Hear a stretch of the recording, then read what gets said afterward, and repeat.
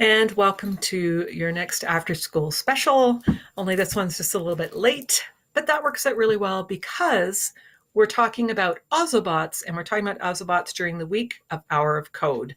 And if you haven't signed up your school or your students to participate in the Edmonton Public Schools Coding Challenge, then you can find information about that on our website. And some of you might say, hey, coding kind of hard for kids. Absolutely not when you're using the Ozobots. One of the reasons I love these little guys is that they're not expensive. They're only about $60 per or $120, $130 for a set of two. And you can code them in two ways, which is what makes them so versatile.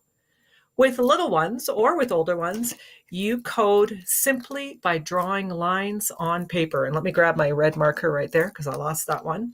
When you are drawing lines on the paper, the Ozobot follows the lines that you have drawn. Then, when you are using different colors, it codes by color. So it reads the color combination that is on the page. As you can see right here, that this is one of my kids' favorite ones is turbo. So you do your black line, then a bit of blue, green, blue, continue with black. And when the Ozobot goes along that, all of a sudden, the Ozobot will speed right up. Now, when you're doing this with kids, you can also use Ozoblockly.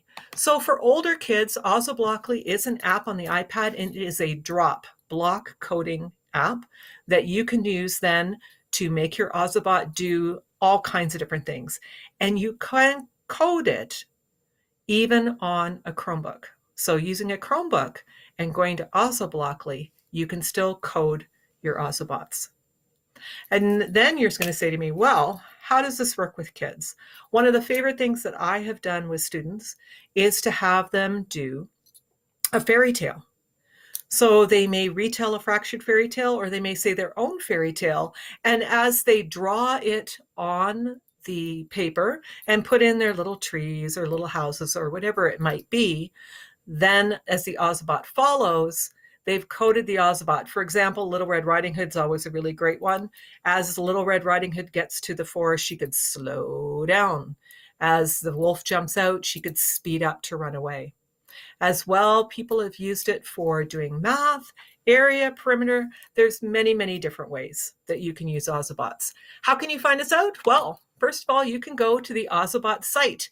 On the educator's site, you will find a lesson library. You do not have to recreate the wheel here. There are lessons about Evo the Troll, Random Story, Driving to School with Ozobot. There are tutorials. There's many different lessons here that are already created for you. And all you have to do is download them. They are all free on the Ozobot website. As well, you will find a teacher's guide. Again, download it completely free. It talks all about how you can set up Ozobots. If you want to follow their Ozobot curriculum, which talks a little bit about coding, you can do so. And again, remember, you can go back to the user portal and find many of these lessons. As just should mention as well that those lessons are divided up into grade levels as well. And even Instructables has an Ozobot in the classroom kit. So even using Instructables allows you to find all the different ways that they have introduced Ozobots into their school. Ozobots, your inexpensive, easy way to get into coding. And that's your after school special.